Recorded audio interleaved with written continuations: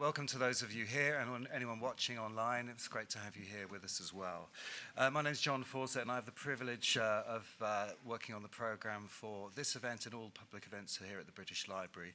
I would like to take this opportunity to thank all the people that made this event, not maybe all of them, but most of them are the people who made this whole weekend possible. My brilliant events team here at the library's technicians and our media partners, Unique Media, doing the filming and live stream, to Dara and Caoilinn for looking after our authors, for all the front of house team, the security and hospitality staff, and our wonderful booksellers, Phlox Books.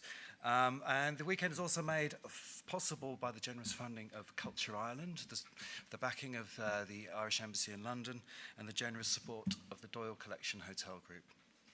And of course, last but absolutely not least, all thanks to all the amazing writers for being with us, the chairs and the hosts, and they're really doing us proud, and I hope you really appreciated everything that they've brought to the weekend.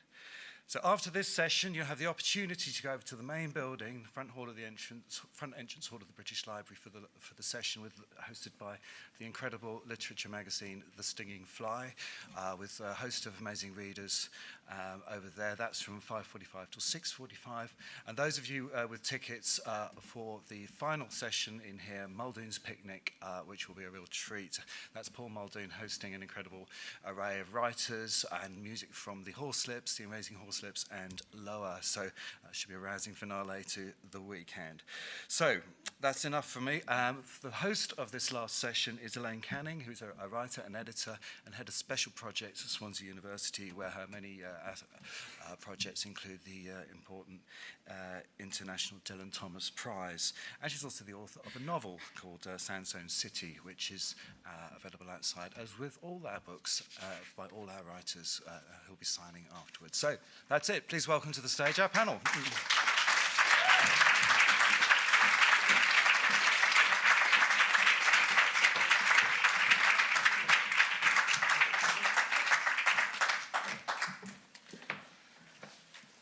Good afternoon, everyone. It's so lovely to see so many of you here. And it's a real pleasure to be here for this session today on families and their discontents. I'm sure all of us can relate to this topic in very many ways. I'm absolutely delighted to be joined on stage this evening by Caoilinn Hughes, Séamas O'Reilly, and Claire Kilroy. So could we have a massive British Library welcome to them?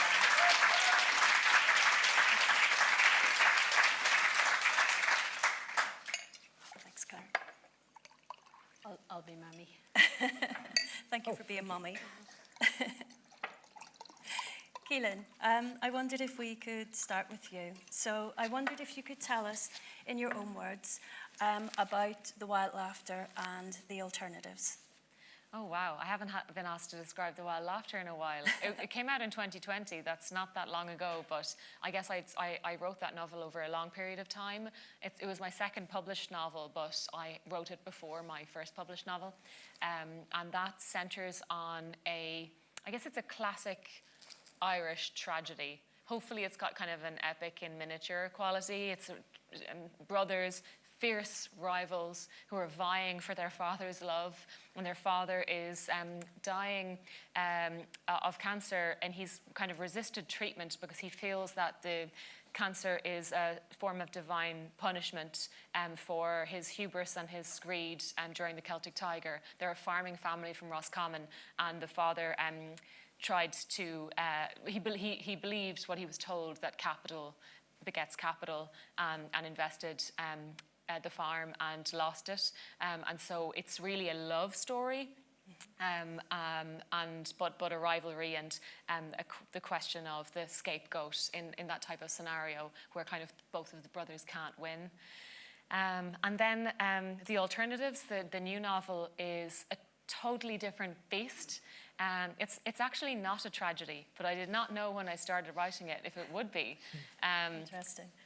You know, I really didn't. It's partly about, so it's about 4 Irish sisters. We meet them when they're all in their 30s.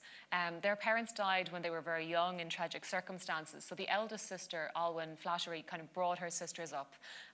Ailwyn is now a geologist, and she's teaching in the University of Galway, and she's, I suppose, been witnessing the collapse of deep time, where processes that should be taking place over millennia are happening over decades.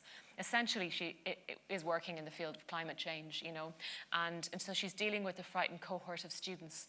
And the other three sisters, we meet them at the beginning of the book in their separate lives. So one is a philosopher who's been adjuncting at various Connecticut colleges for over 15 years, battling a mysterious illness she can't afford to have diagnosed. And also fighting, I suppose, commercialization in the academy. Then you have a political scientist called Rona, who is tenured at Trinity College Dublin. She's kind of the most successful one, and she's a single mum, and her agenda, she's really interested in direct democracy. So she works around citizens' assemblies specifically. And then the final sister, they all have PhDs, by the way. So this is 4 women in their 30s, all with PhDs, none with husbands. It's like Sex in the City, except there's very little sex, and it's mostly in the country. So that's a great way to describe it. I didn't pitch it like that to my publishers. They were like, do they really all need to have PhDs? And I said, one of them is honorary. This is Maeve. Exactly. This is Maeve, the chef, and she lives on a houseboat in London.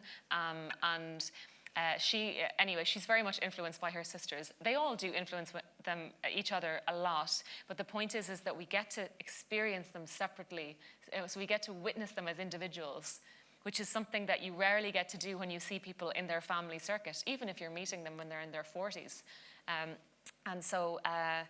But they do eventually come together, because at the opening of the book, Caoilinn takes off on her bicycle in the middle of the night, and she leaves her tenured position, and she leaves her partner and his children, and she takes off on her bicycle and leaves a note saying, "Don't try and find me." So it's that disappearance that brings the sisters together for the first time in years. That's, I guess, the story. Thank you for that. And you can imagine when these 4 very successful women come together after a long time, you can imagine how things go in that sort of family circumstance. You're going to read a little bit for us, Caoilinn, yeah? Sure. I normally read from the opening, but because this is a family, it's got the family theme, I'm going to read something I've never read before, and I hope I don't get cancelled, because it does have a British accent in it. This is Maeve, this is the chef, and the context is she has written a series of cookbooks which the geologist sister has kind of been slowly influencing. And so it began as a Brexit cookbook and like working around local produce, and now she's just given her 3rd manuscript to the publisher, and she's called it Feasting on Scarcity. And they have reneged on the book, and they want the advance back, but she doesn't have it back to give them. So there's this dilemma going on. So one thing they've asked her to do is to promote her backlist. And one way of doing that is in a very moneyed circle in Notting Hill, and she is catering to this circle, thanks to her, at the request of her publisher. Maeve lays everything out on the kitchen island marble surfaces, whose veins her very best knives won't cut. She's designating the dinner table as a fish workstation when she hears clicking coming up the balcony stairs. "Oh, do pipe down, Ruth," a woman's voice reprimands the howly dog below. Alighting in the kitchen, Miss Charles speaks smilingly to Letty, who, by the way, is helping in this scene, and Maeve. "They're afraid of those floating stairs, so at least they won't be under your feet during all this. Hello, Letty. Thank you for coming at such short notice. We're so delighted that you could."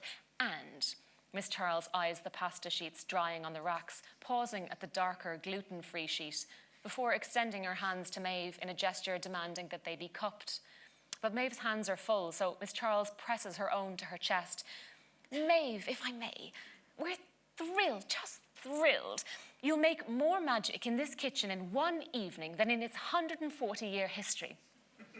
Maeve laughs, having halted in her work, a measuring cup now buried in a bag of flour.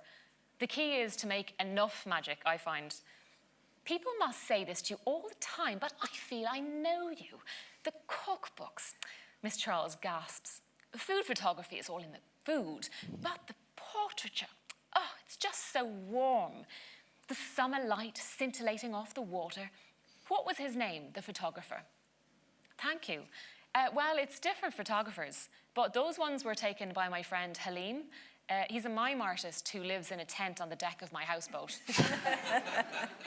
Maeve smiles, knowing how feral this sounds and taking joy in that. She could have just said friend or roomie, but her deck-dwelling artist in residence won't be collapsed into a noun as neatly as his mini canapé tent. Maeve waits for Mrs. Charles to respond, but her lips press together as ravioli edges, and she blinks as if these bizarre particulars might unblur. Finally, she declares, "How novel." Then she noses about for a moment, saying she knows they have so much to do and she shan't interrupt them, but she must steal Maeve away for a jiffy. Tapping her phone on the countertop to check the time, Maeve sees a notification from her sister Nell. This is the philosopher. Spoke to the last of Alwyn's colleagues. No one's heard from her. Her classes are all reassigned for next semester. Maeve doesn't click to read the full message. She can't think about that tonight. Washing her hands, she gives Letty a few quick instructions, then follows Miss Charles. "Which course will you join us for?" Maeve says, "The 6th. On the landing, Miss Charles halts and turns to her. "Of?" Maeve has to concentrate to understand. "Oh, the last course," she says, "cheese and port." "At the very end?" Miss Charles puts on a sulky face and goes to the study. "You see, you'd rather convinced me on your mantra of food and fellowship, Maeve. Cheese is an afterthought. Unless we do it the French way and have cheese before pudding, and then we'd have your company sooner. And should anyone call it unpatriotic, I'll take the blame." Though she barely weighs enough to bend the fibres in the Queen Anne wing chair, when Miss Charles sits at her desk, the furniture yields to her. I'm just skipping a little bit. So Maeve basically tells her they're going to be very relaxed. She'll be relaxed because all the hobs will be off. "Quite," Miss Charles says, levering her whole body into the syllable by her elbow. "I expect we shall all be quite relaxed if we're on to port." She blows air out her nostrils as if port is notoriously bigoted. "Jeremy and I do make every effort for our guests to feel relaxed. It's just so important to us to have our cherished friends feel at ease under this roof. They must be free to joke, with impunity, as it were, unquotably. Do you know, Howard is quite the raconteur. Lord Howard Gillies? He looks forward to these occasions when he can rollick a little for a brief moment. He's on the Basingstoke committee, and his brother-in-law has keen ties to Ireland, so I know he'll love to meet you." Framed by Burberry curtains, Miss Charles shuffles around in a drawer and now extracts a checkbook. "I'd like to get this right." She hovers her pen over the payee box. "Do we say doctor?" "Oh, God, no, that's just honorary." "Yes, I'd seen that, but one for my achievements and influence in the culinary arts and broadcasting industry, don't you know?" Maeve mock flicks her hair off her shoulders, though it's tied up. "If I went around calling myself doctor, I'd get an almighty slagging from my sisters. None of their doctorates are honorary. Nell's took her 8 years. "None of their doctorates? How many doctorates do they have?" Maeve glances to the hallway, thinking of the vichyssoise that will need to be chilled over an ice bath before going in the fridge. 3. I have 3 sisters. They all have PhDs. Alwyn just says it's Bayesian statistics. Miss Charles is incredulous. 4 Irish sisters, all with PhDs. "And none with husbands." Maeve says this tongue-in-cheek, but immediately regrets it. It's both too rude a parody of Miss Charles's intonation and ambitions for women other than herself, and a nauseatingly friendly rapscallion bit of self-sacrifice that will only intensify Miss Charles's endearment toward the heretical Irish. "Truly, husbands can be done without," Miss Charles says, laughing sympathetically. "And yet, one keeps going back for more of them." I leave it there.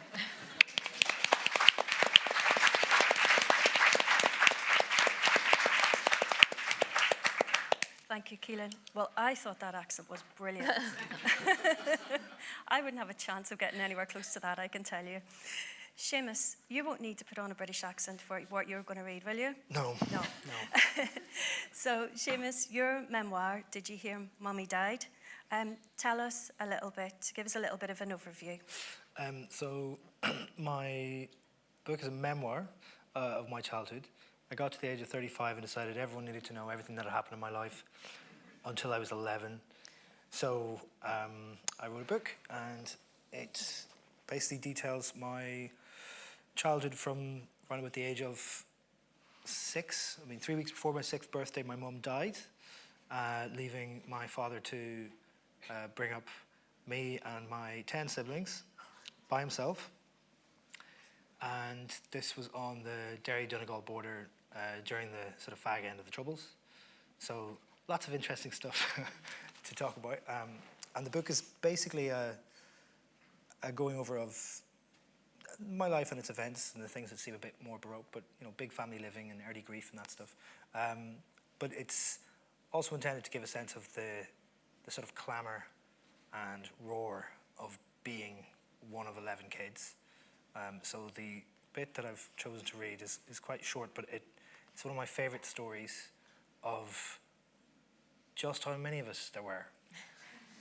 Because we never got used to it. It wasn't like something we didn't think was mental. Like the entire time, we were like, this is embarrassing. Why is there so many of this? We had to travel around in a minibus. Genuinely. So this is at the top of a chapter entitled Numbers, which says its own thing.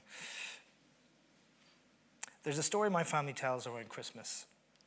As kids, that time of year was obviously pretty manic, but made more so by the fact that each of us fancied ourselves as having prominent careers in show business. We all sang in choirs at one time or another, and some of us in several at the same time. By that I mean simultaneously, like in the period, not literally 2 choirs at once. None of us managed that feat.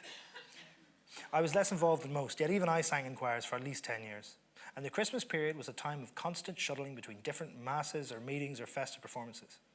Most of us were also in the school shows, nativities, or orchestra recitals.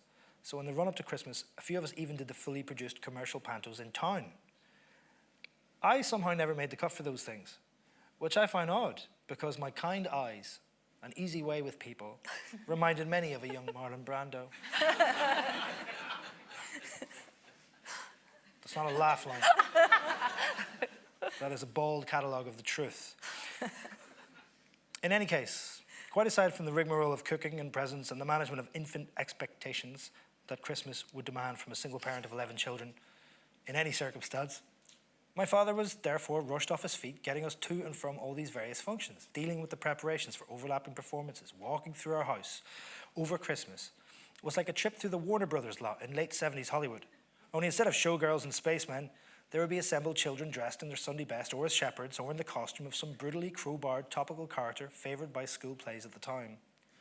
Many will remember my delighted turn as Reuben, the inexplicably French brother in Joseph and the Amazing Technicolor Dreamcoat, not least for my having done the entire thing dressed as Eric Cantona. The main event was our primary school choir performing Christmas carols in an old folks' home. In old folks' homes and hospices, out of some misguided belief that the reedy timbre of our childish voices would provide balm to the elderly and dying.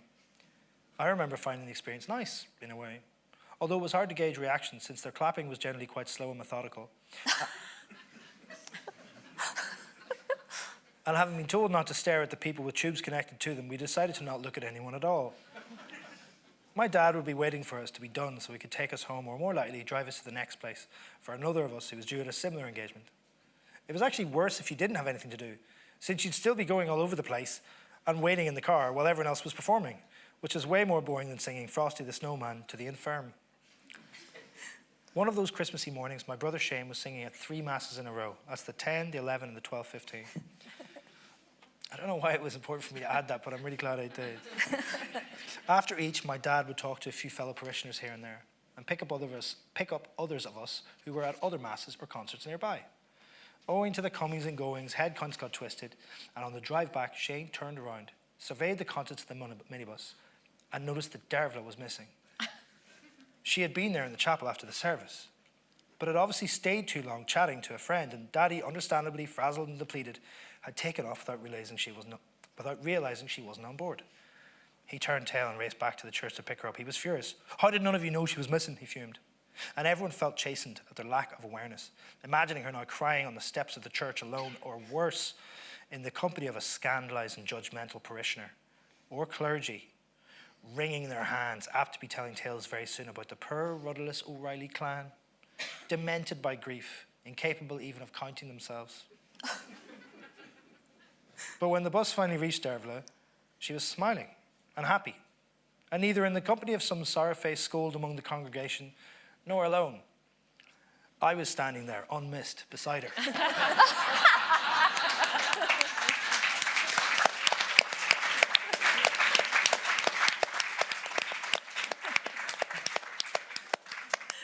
Oh, brilliant, thank you. I'm one of 6. I just can't imagine what it would be like to be one of 11. All I can say is bathroom. That was the biggest drama when I was growing up, with 6 of us. There was a period between 1999 and 2000 where 6 of my father's 7 teenage daughters were teenagers at once. Wow. So there's 6 teenagers in the house. Wow. And I lived through it, and I have no idea what that was like. Oh, I think I've just deleted it from my brain. the man is a saint, is all I'll say. Yeah, he is. He's got a bit of a big head, though, so try not to, be too nice to him these days. Well, we will come back to him. Absolutely. Thank you. Claire, can you tell us a little bit about Soldier Sailor? Well, Soldier is the mother, and she's only one kid and loses him twice. It's a novel just about being a mother. It's the preschool years. It's your column. Of just how it looks really easy, and is women are told it's easy, and then when you do it, it's actually incredibly stressful and demanding of skills that you may not know you had or needed. I think it's like working for the UN with terrorists, just to ease your way. So it is the blah, blah, blah of life with a toddler. This is just the preschool years, and it's a mother, soldier, talking to her child, who she calls Sailor, and telling him, if I think back to my own mother, it's like you with the blank during those teen years. I've no memory until maybe 3. This is the pre-memory years as well as the preschool years. So, obviously I was with my mother all that time, but I can't remember it. So, and it is this weird blank that I haven't, I think who can remember before then? So this is just a mother saying, this is what's going on. Yeah. Sorry. Yeah, and it's that magnitude of maternal love, and as you said, all the skills that you suddenly need that you don't have. Nobody trains you for that. Yeah. So can you read a little bit for us, please? The other thing is, and actually this covers that, is everyone tells you it's easy. You don't need to be paid because it's not really work. This is the supermarket. Soldiers, this is about all the stuff that's meant to be easy, like the playground or it's half sit in the playground, half sit in the kitchen. The other half of this 3 halves is supermarkets, just trying to get a kid through the shop. So Soldier is trying to buy the weekly shop, and she's just lost her kid, and she's just found him again, so she puts him in the trolley so he can't escape. I carried you back to the trolley, and this time you consented to be lowered into the fold-down seat. Judging by your face, we were on a clock. The time bomb was ticking down. "Oh, look at this yummy new breakfast cereal," I wheedled, as I scanned the box for the many, many different words for sugar. You objected to me touching the trolley handle, peeling my fingers off every time I tried to steer it. I nudged it along with my hip. The countdown to hysterics had commenced. I moved through the aisles as briskly as I was able, which wasn't very able. The shopping list, which had been in my hand before I lost you, was nowhere to be found. "Bouncy, bouncy, bog roll, boing," I exclaimed hopefully, trying to talk you down from the same ledge on which I found myself. Another toddler in a trolley stared you down as his mother pushed him past. You stared coldly back. The child's face was a smeared 5 o'clock shadow of brown. In his fist was a chocolate cookie. Without taking his eyes off you, he returned the cookie to his mouth, took another bite and chewed slowly, deliberately, malevolently, I want to say. You turned to me and howled for the cookie, and I judged the child's mother. Yes, I dealt her a sound judging for making life harder for the good mothers who provided healthy snacks, the ones who mislaid their children in supermarkets. "Here, look at these," I said with brittle brightness, offering my coveted set of car keys. "Da," you instructed me imperiously, your hand outstretched towards the cookie. "Da, da." "Wow, what is this?" I gasped, dangling the metal insert that unlocked the trolley from the one in front. But you were having none of it. Da! Vroom, vroom, I tried, swerving the trolley from side to side, but the game was up.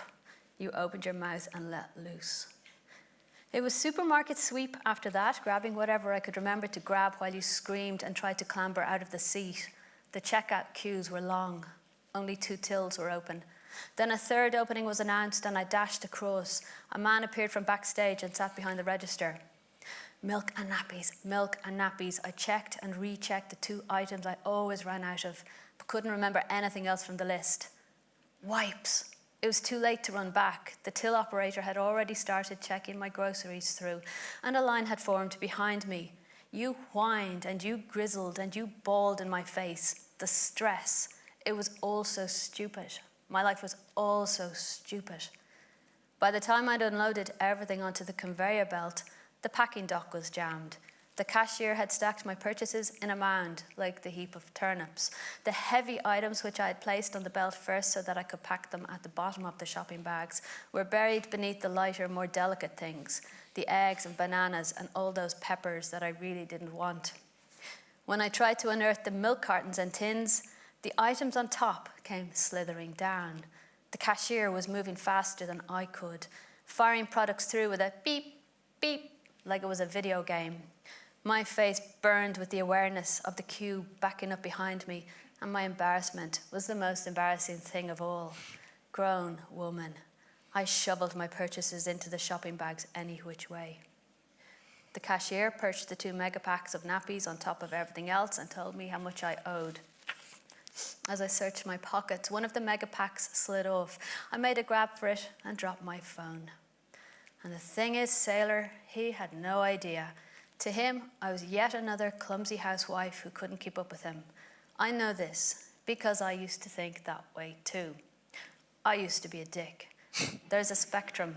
I was on it. But you won't be a dick because I have enlightened you. Be an astronaut. Be a nurse. Be a postman. Be whatever. Just don't be a dick.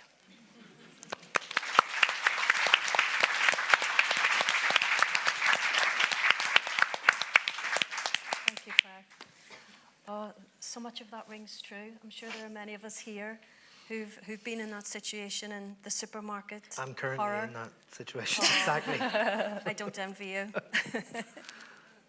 So, as you can hear from these gorgeous readings. That's why we're so happy to be out here today.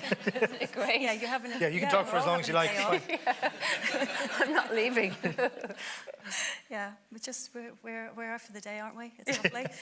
Just nice to be out of the house. Thanks, guys. So, as you've heard, these are gorgeous books all about family relationships, but they're very, very different, as you can tell from those readings. We're getting a whole range of perspectives and experiences. We have, in all of these books, we have loss, we have grief, we have laughter, very, very dark moments, and we've also got lighter moments too. And we will talk about all of those things. But what really struck me about your books was that in all of them, I found that there were individuals who were trying to work out their place in the world, individuals who were grappling with their own vulnerability. And so, Caoilinn, coming back to you, I just wondered if you could tell us a little bit about the inspirations for the wild laughter and the alternatives. My brain is, I'm such a monotasker that I'm already divided. I'm on tracks, the 2 books. Let me think, what was the inspiration for The Wild Laughter? I think I began that novel with an image, and it was of the scene never entered the novel at all, but it was of a mother looking through a bedroom keyhole at her adult son to see was he still alive. And that there was something that was so terrible that had happened, and this relationship was so bad, and it was really a sense of that. What is that? And that completely disappeared in the book, except for the fact that it's a monologue And so it's told from the son's perspective. And he's a guy who never really understood his mother. So I suppose that image was important in some way. He didn't even know that she'd never seen the sea. They go to the sea on this kind of final trip for their father to Connemara. And it also told me something about the atmosphere of the novel, that it was a landlocked place. And that needed to be central. I write completely into the dark, so I write without any sense of where a novel is going. So this is really the type of thing that I have at the beginning. But the wild laughter I had is the title. And then, as I was writing the book, I happened to be reading Shakespeare's plays. I don't know why, but and I was reading Love's Labour is Lost, which is a comedy that Shakespeare wrote during the plague, and there's a line in it about this Lord Byron who is supposed to be a wonderful with women, and he's supposed to be a renowned wit, and he's trying to woo somebody with his friend. And she says, I'll go out with you if you go to the local hospice, basically, and you demonstrate your wit and make everyone laugh there. If you give them a good laugh on their way out. And he says, to move wild laughter in the throat of death, it cannot be. It is impossible. Mirth cannot move a soul in agony. And I felt when I read that, I mean, it was already called the wild laughter for an unknown reason. And then all of a sudden, the idea that I think that's why Shakespeare wrote, that's the whole center of the play. You know, he was writing a comedy in this incredibly tragic circumstance, testing himself. Can mirth exist when a soul is in agony? And Sorry, the book was already called The Wild Laughter. It was already called The Wild Laughter. Yeah. Who knows how these things work? I think I'd read the play a few years before, and maybe it had sunk in. And there's something about that, the wild laughter, that's quite Irish. Like, you know, that it was untranslatable into it. It had a little Italian translation, and they couldn't translate the wild laughter because wild doesn't have the same meanings in Italian as it does in Irish. Anyway, or as in Irish English. Anyway, so that's that book. And then with the alternatives, I did begin with this geologist, somebody in a landscape who understood how it came to be that way, and whose work had to do with what moves the land has in its back pockets, what it's capable of, what life it sustained in the past. So I knew I was writing a geologist, and then once I got to know her, I understood that she had big sister vibes, and then I thought, well, if this is partly about a woman at work, and in the back of my mind I knew I was writing about what it is to love someone who works in the field of climate change, as I do, what it is to love that person and to be caught up in their existential ropes, and in the existential ropes that we're all in, whether or not we know it. And so that was an aspect of what it is to write about someone working in the earth sciences. But it was also like I'm writing about family, and why shouldn't a book about sisters also be a book about a philosopher, a geologist, a political scientist, and a chef? Like, why are those two separate novels? And I'm interested in that because we go around our lives as in our work lives, if we're very invested in what we do for work, as an individual, we don't really go around as a sister or as a daughter, or and yet when we come back to the realm of family, you get collapsed back into, you lose that independence and individuality, and you even lose it yourself. And so I'm interested in that. I always end up writing about adult siblings. I need to find some, new shticks. No, don't keep writing about them because we love them.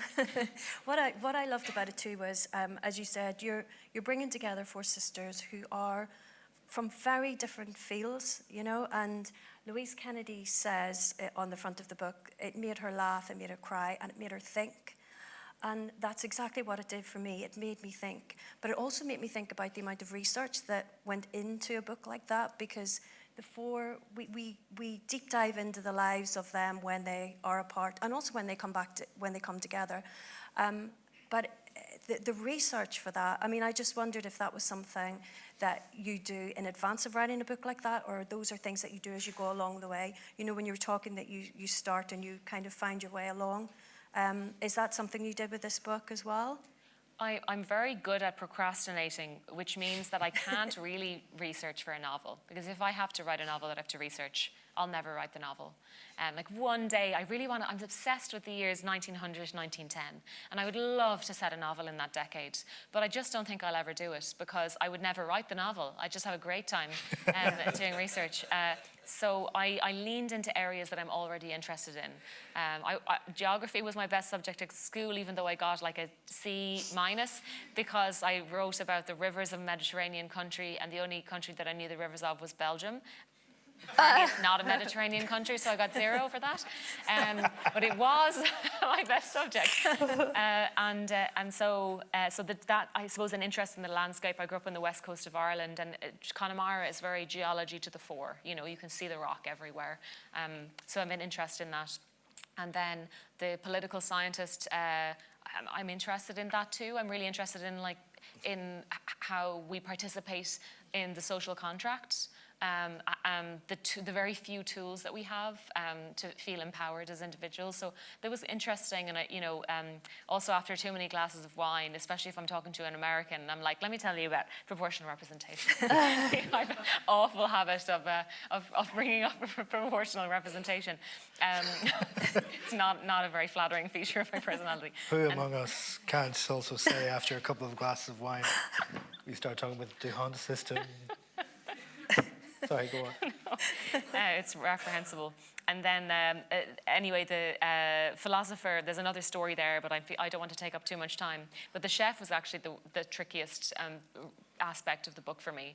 Oh, no, I was going to ask you about her. Were you a great chef, and are you going to have this other career with the podcasts and No. whole other career out there as well as your writing? No. Actually, Louise Kennedy did help with the on the cooking side. I had to just run a few menus by her, like, will this poison people? And she did say, you have to have a gastronomical ideology. It's like, you what? Wow. But anyway, it made sense after a little bit of chatting. But I'm just very impatient, and I can't multitask, as demonstrated by my trying to talk about 2 novels there and being incoherent. And I think to be a chef, to cook well, you need those skills. Absolutely. But yes, the procrastination thing is really difficult, because either I do it with the researching bit or with reading. So I'll go and find something nice to do rather than write, and then you just have to go and be really strict with yourself. Séamas, so as you've said, your book is a memoir, and it goes back to that time, that really awful time in your life, 3 weeks before your 6th birthday. But I'm really fascinated to know why, when you got to your 30s, why you decided to write the memoir. Why did you feel the need to write it at that point? It was about time everyone knew what a brave boy I was. But you were already in Take a Break, and you were on RTE. That's right. I mean, the thing is, some of the circumstances of my childhood are quite baroque. People hear, 11 kids, mum dies at a young age, and the fact that our dad brought us up, and we lived on the border, which no one in this part of the world had heard of or existed until Brexit. I live on that 300-mile line that you have between here and the European Union. And I mean literally on it, as in my bedroom looks out into the Republic of Ireland, my kitchen looks out into Northern Ireland. So there was my father, my God, the joy that he felt that he was able to, if we ever painted the fence that was at the edge of just the little thing, if we got, I did paint it many times, and I'd make such a mess of it that he was able to, any dad's joy of joys, he was able to say, that's a big enough mess that it spans 2 whole countries. So these are stories I would talk about, that stuff I talk about, just growing up in a big family for years, and I obviously was writing smaller bits of biographical, stories, little stories about my dad, and I was doing tweet threads and sort of newspaper columns. And telling the sort of big, long, start-to-finish story was something I always thought I was going to do. And when the option came to do it for Fleet, and they really, really believed in the sort of, making it as detailed and preserving the jokes and, all the stuff that I wanted to do, having my cake and eat it, I wanted to do it from the point of view of that child's self. So the idea of telling it with, the title of the book, Did You Hear Mommy Died, is a direct quote, unfortunately, from my mother's wake. Obviously a sad occasion. My mum was 43, beloved. There was over 1,500 people at the funeral. It was very sad. But I was 5, and I didn't really understand that. I obviously was very sad that my mum wasn't around anymore, but I also didn't know that she wouldn't be coming back in a couple of weeks, or, that kind of thing. And apparently I was let go at a certain point. Someone was supposed to be minding me, and they weren't, and they looked up, and they saw me greeting the mourners that were arriving into our house in the countryside with the cheery refrain, "Did you hear Mammy died?" Like it was just the news of the day, like I'd seen a pigeon, it was like I'd bought a new football. That was what it was. And I thought within that tiny little story was sort of a nugget of the tone that I was looking for, which is sad but funny at the same time, because that's what pretty much all of my childhood was kind of like after that point. It was sad and funny at the same time. And I think trying to approach the entire book from that, with that as its locus, that I was going to earn the jokes, but it wasn't going to be more miserable than it was, because I don't really feel like I had a miserable childhood. I feel like I had gas crack, because I did. It's just that there was, there's parts of it that were complicated and parts of it that were sad, but that's true of everyone. And trying to get that balance, trying to earn those laughs and make that approach kind of bear fruit, and never to flinch away from it. That was the big thing I tried to do. Yeah, and the title fully encapsulates that experience of a 5-year-old and the behaviour of a 5-year-old, and I think that's what makes it so poignant and really it just whacks your heart clean. It really does. Claire, coming to you, Soldier Sailor, tell us a little bit about how you landed on that title and the inspiration for the book, and for that particular focus on those early years when Soldier is grappling with motherhood for the first time. Actually, a lot of what both of you have said chimes. The title itself came quite late. It was written, the mother was calling her child Darling throughout, and another novel came out called Darling. So you never call your kid their real name. You also have a pet name. Yeah. So I've never called my child by his name. So I never called him Sailor, so I gave this woman a pet name for her child, so Sailor. And her old friend called her Soldier. But they were old soldiers.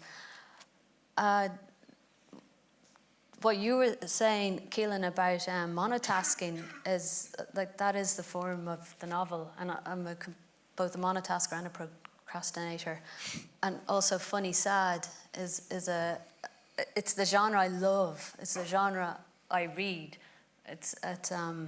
I'm most drawn to. But I actually set out to go.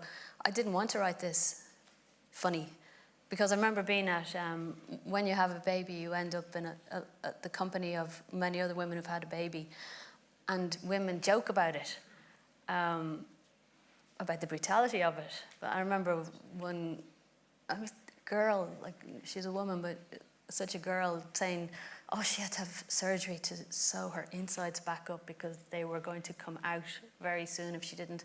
And she said, and then I'll be able to do star jumps again. And we all laughed. And then I thought, this is not funny.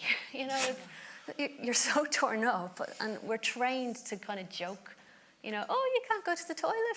It's not funny. So I actually set out to write a not funny book about motherhood. And the thing is, it becomes funny. Like, it is funny. Yeah.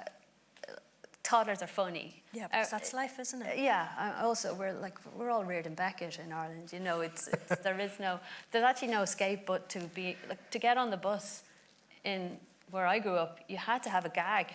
Like, it was just a thing. You had to have some kind of remark. So you're so schooled in funny that there's no point in fighting it.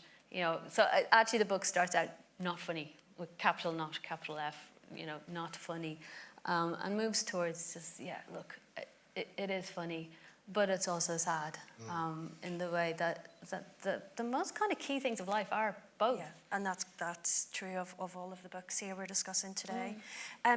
So what fascinated me about the title is that the soldier sailor, the way it's presented on the front of the book, you know, there's no comma between them, there's no full stop between them. It's just soldier sailor as they are one. And what struck me in this book is that the way that you write the voice of soldier in the book, we are entirely immersed in that world of mother and child, and there are very few other characters in the book. There are peripheral characters. There's the husband, who we will talk about, and there's the friend. But essentially, it's a relationship between a mother and child, which is fully focused on them. So we don't have, in the way that we have quite a few central characters in Caoilinn's book, and a huge lot of siblings in Séamas's. I just wondered if you could talk a little bit about that relationship between the two, because we do get lots of different aspects of it. We get her struggles, we get her challenges, but we also get all of those lighter moments where, you know, the shoe goes off, the shoe goes on, the sock comes off, the sock goes on. There's all of that. Yeah, well, that's why it's so sad that your mum died. It's such an intimate relationship, the mother-child thing. One of the things I tell new mothers now is you talk to your child. So we're all walking around talking. I'm talking about babies who obviously have no idea what you're saying, and actually it doesn't matter. It's about talking. And then this has had the book evolve, just a woman talking to her child, because there's no other adult company. I felt tremendously lonely during that period, even though I'm a novelist and a monotasker and like being alone. When it was just me and my child and I wasn't alone, I still felt deeply lonely for adult company, but I would just keep chatting away to him, you know, and he couldn't answer back. When I finally got the time to start writing, you have to pay for childcare. It's very expensive in Ireland. I was a novelist. It took a while to get that in place. And when I sat down, I discovered all I am is a voice talking to my child. There's nothing else there.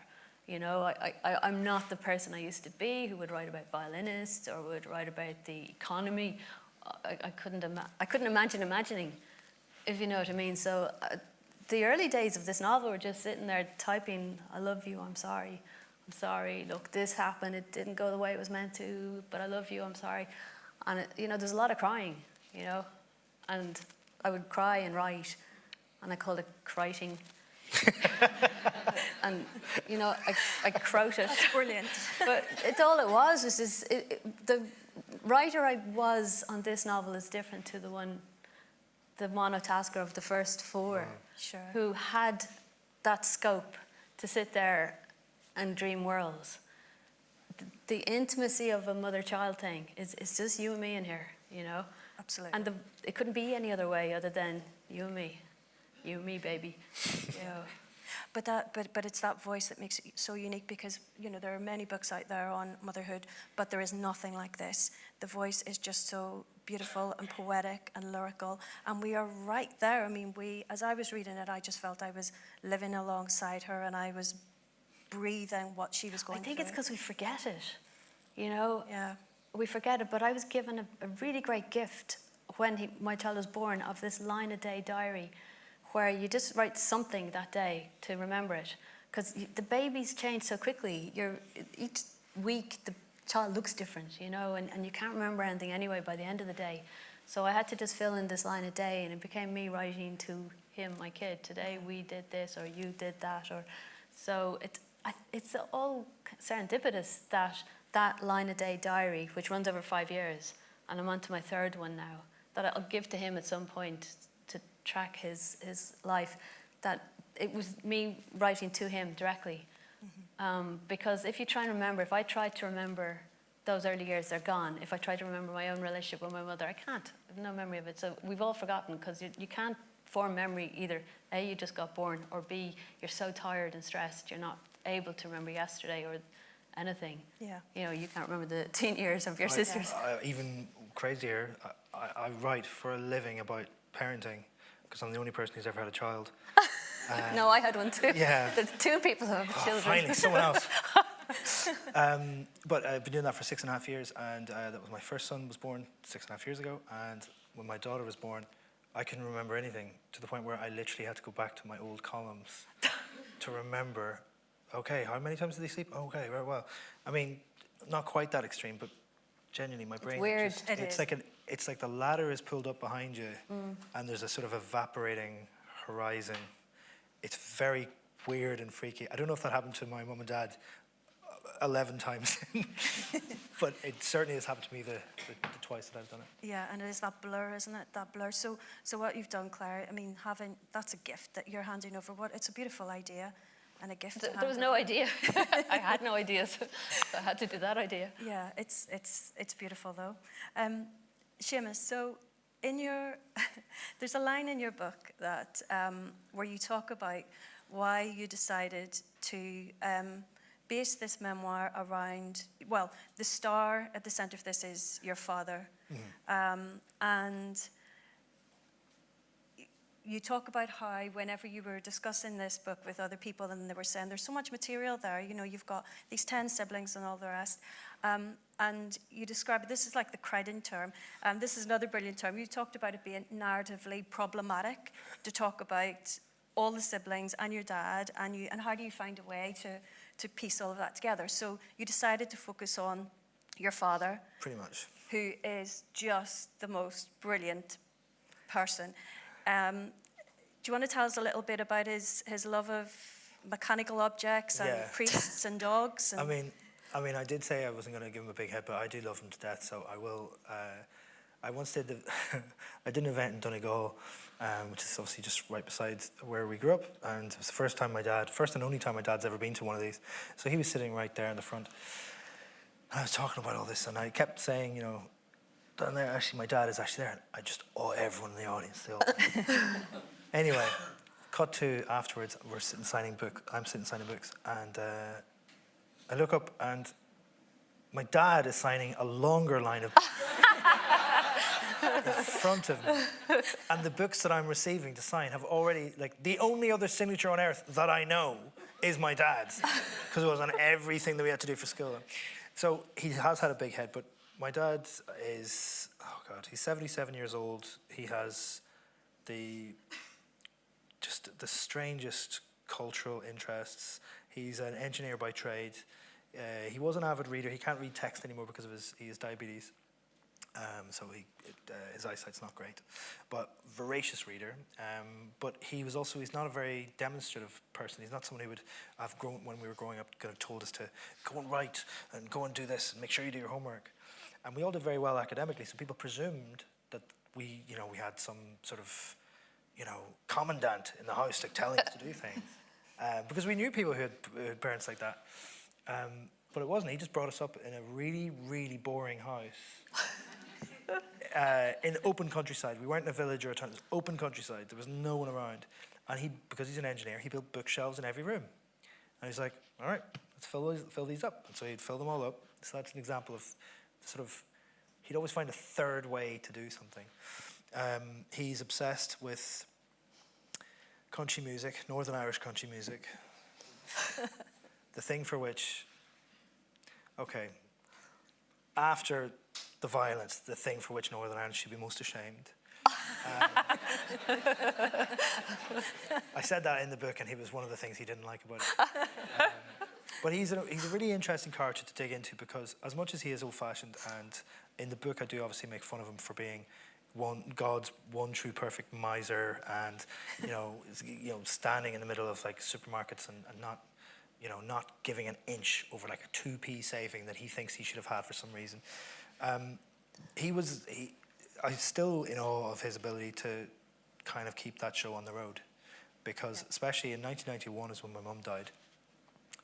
Like, there were still people who would have been separated up into other families, even though because the idea that a dad, particularly a male, would A, be expected to, or B, be believed to be capable of looking after 11 children. And it was 11 between the ages of 2 and 17. So, you know what I mean? No. So we never gave him any credit. I mean, we obviously knew how amazing it was and it was great it was. And we didn't take them for granted in the same way that all of our parents did. So when we went to school, people would make like your ma jokes or whatever, and then be like, oh shit, sorry. That didn't bother me at all. The idea that would bother me, because I love jokes, and it's a joke format. Like, you're not actually saying that my ma's as big as a house or whatever. Like, we're just exchanging versions of that joke that we all enjoy. It doesn't matter about, whatever. But what did piss me off, and which I encountered much more readily, was people just not giving a shit about their mums, or saying like, oh, my mum's a stupid bitch because she won't give me money to go out. Stuff like that. So there was a sense in which we didn't take things for granted. But really, that was like just the very, very tip of the iceberg of taking things for granted. Yeah. And in this book, I wanted to go as I went deeper and deeper into all the things he'd done. Apart from anything else, he lost half the wage that was going into the household. I never thought about that. Mm-hmm. It was a privilege in my life that I never had to think about that. So we were broke, and me wrote like loads of early stuff in the early chapters about how much of a miser he was. I get to like 7 or 8th chapter and I'm like, oh yeah, wait, how was he paying for any of this? And I suppose that's the point of being a child. Of course, you have no idea. Yeah, if you're not, if my child isn't taking it for granted, then I've probably done something wrong, and it's horrible to think that. But in trying to tell the story of him for all of his like loveliness and miserliness and strange cultural obsessions, loads of it which does come out, I wanted to give a rounded picture of him that was as funny and as silly and as strange as he was, but also, got across that sort of a rare good Irish literary dad. Yeah. Because that's what I think he is. Yeah. So, yeah, that was my basic impulse. And he, given that he was looking after 11 of you and doing his day job and a million and one other things, how he managed to find the time to keep up on his knowledge on Irish priests, I have no idea. Like, you could put him onto Mastermind as a specialist subject. Yeah. He was that knowledgeable. He quibbled with me because I say in the book, sometimes it felt like my dad knew every priest in Ireland. This is because my dad knew every priest in Ireland. It's a good line. But he quibbles, there needs to be a disclaimer on every page. I do have a really good impression of my dad. There needs to be a disclaimer on every page, Séamas. I do not know every priest in Ireland. And I said, well, what do you mean? He went back and forth. I'm reading this book to him, by the way. Like, this is really tense and stressful for me. He can't read, remember? So it's me doing it to him. So, like, just keep me here. Go back and forth. I said, I do not know every priest in Ireland. Finally, eventually, he said, 80% might be accurate. So I'm sweating bullets here for the love of 20%. But, yes, he's an odd fellow, but my favourite. Oh, yeah, I'm sure. And that your love for him comes through very strongly within the book. Caoilinn, I wondered if you could talk to us a little bit about these 4 sisters, these 4 powerhouses. Because in the case, and we haven't really touched on this yet, but Aoilinn was the sister who, she took the other 3 under her wing. So she stepped up whenever parents died in tragic circumstances. And Aoilinn is then the sister, as you mentioned, who disappears and is the reason for the 4 sisters coming back together in this very remote part of Ireland where, there's dodgy electricity and all sorts of things. I wondered if you could talk to us a little bit about that sibling relationship between the 4 of them, because there are, as happens, I think, some of the sisters are very close. There's a very strong love between them. Others are a little bit more distant, but the love is there. But you do something very, very, very imaginative and innovative and brilliant in this book in terms of how you bring the 4 sisters together and have them actually talking together. Can you tell us a little bit about them and about that brilliant thing that you do halfway through? Yeah, I guess I do find it such rich terrain, and I wonder, just thinking about I'm one of 5. I can't imagine being one of 11. We had like a Toyota Previa that we were very embarrassed about. Thankfully, it had tinted windows, so no one knew it was the Hughes family coming. But well, they would, because it's got tinted windows. Whoa! I don't know where they got it from, but. I became conscious when I was writing the book. My first 2 novels have just 2 siblings, and this is 4, so it's closer to my experience, that we're, the last generation of having multiple siblings in Ireland.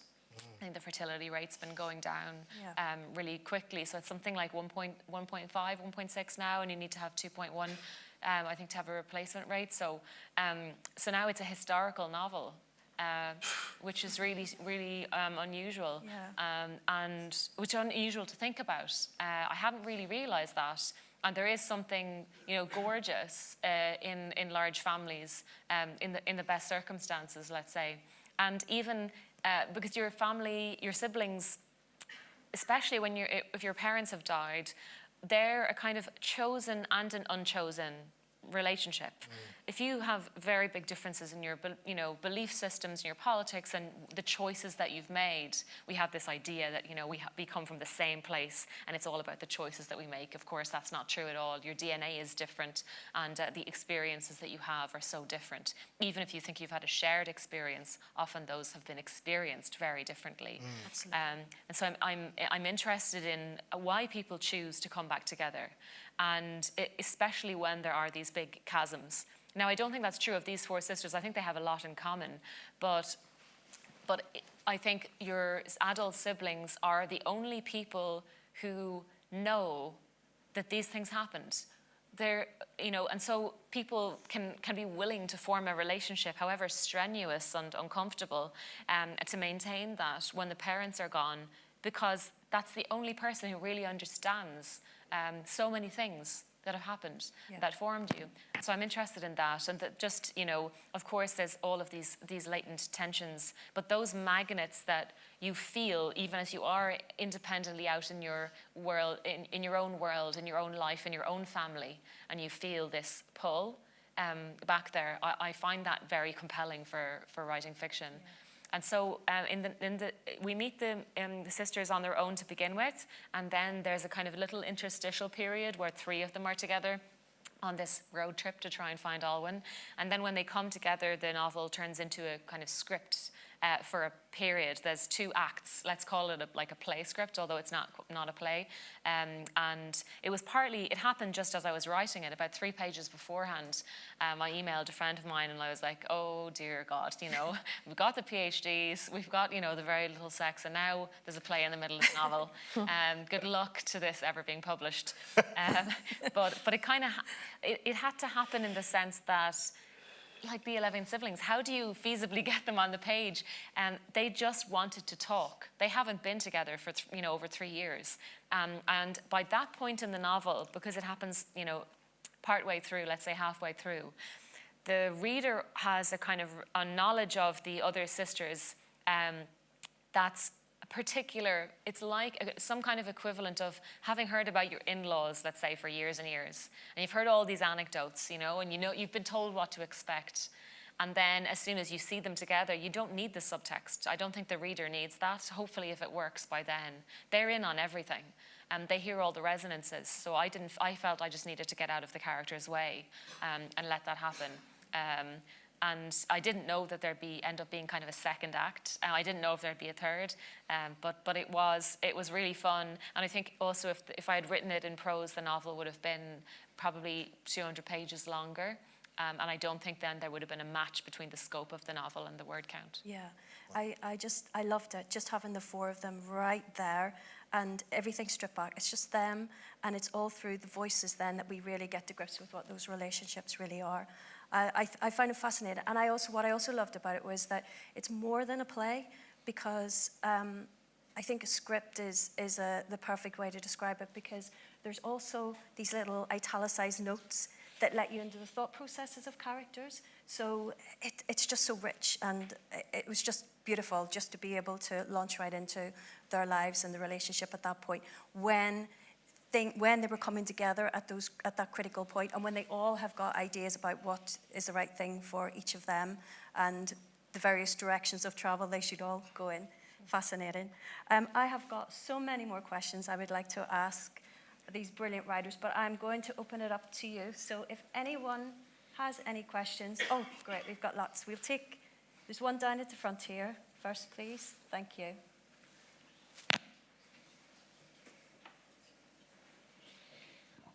And thank you all for this. It's all been incredibly interesting.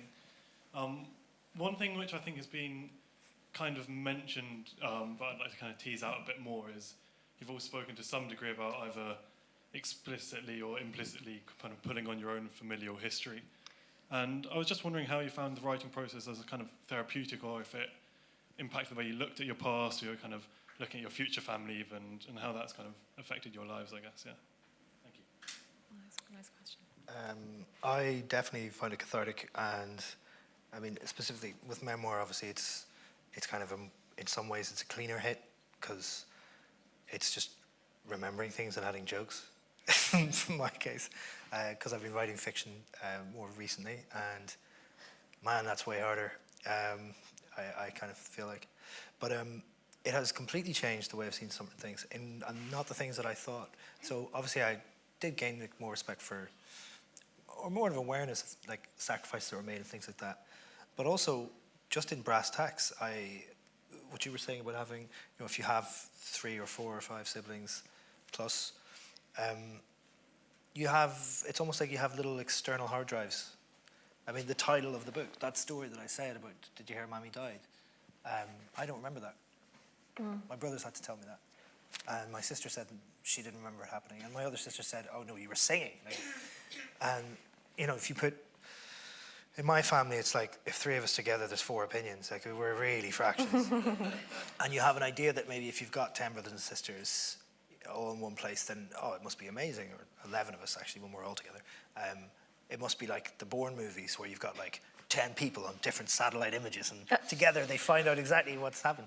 It's not. It's like having 11 cats and trying to pose them for a photo. But from that, you get this incredible sort of 3D imaged kind of thing, and that's great for the text and for like just me understanding things about my family and stuff. But it had an extra, completely side benefit, which was for about 3 years while I was writing the book, I could ask my siblings anything, anytime, for the book. How do you feel about me? Genuinely. Because, we're very close, very huggy family. We're not closed off people who could never talk about things at all. Like, we were just, we would talk about anything, we thought. But you'd be surprised at how infrequently that happens. My brother Shane, I'd never asked him what he felt about the funeral, or what he did at my mum's wake. And I just would text him at 4 p.m. on a random Tuesday, and I'd get an answer for the book.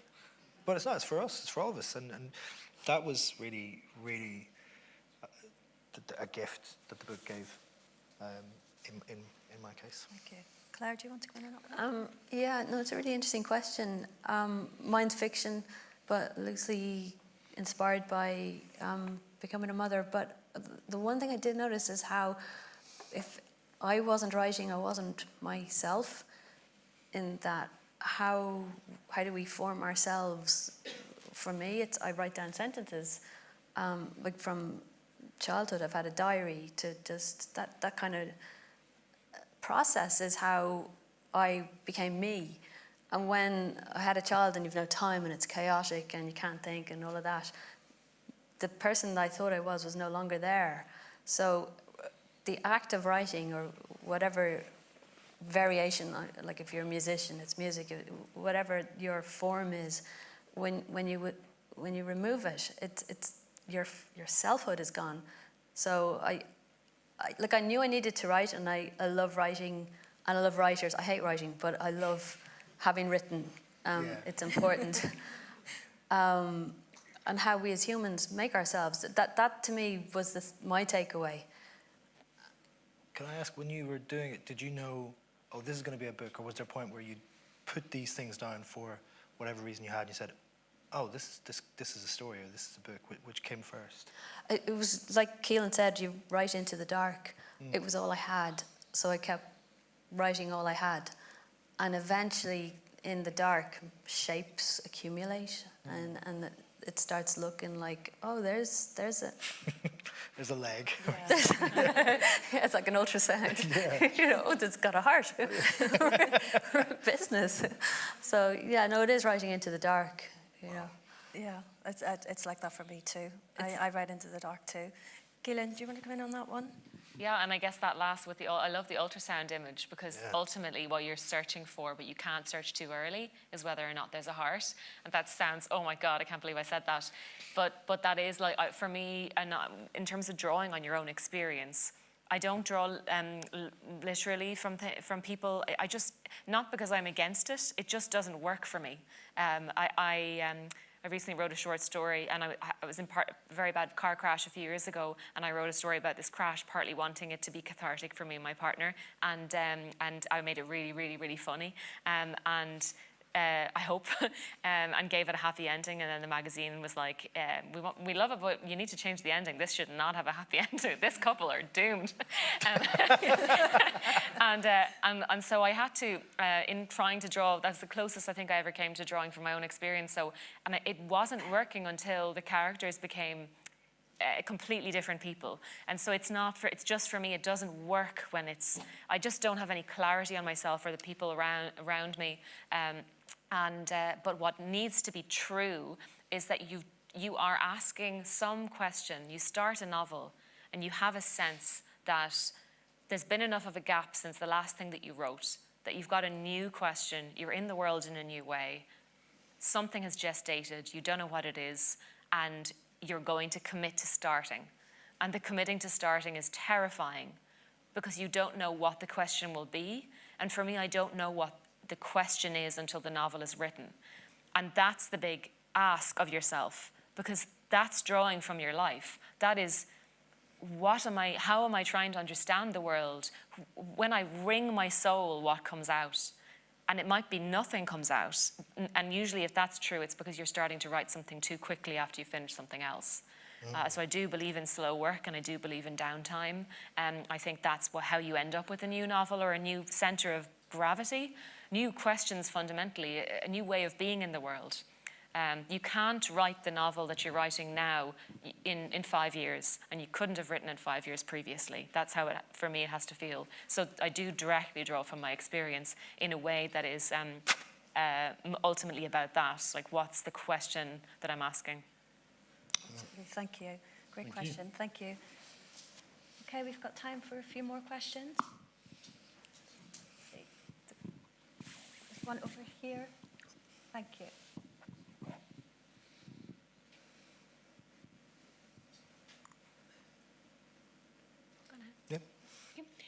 Question for Claire. You mentioned that you couldn't write the way you wrote before you had your son. Do you think that imaginative transition is true of all women writers? And do you think your writing will change again now that your son is older? I wouldn't speak for all women writers.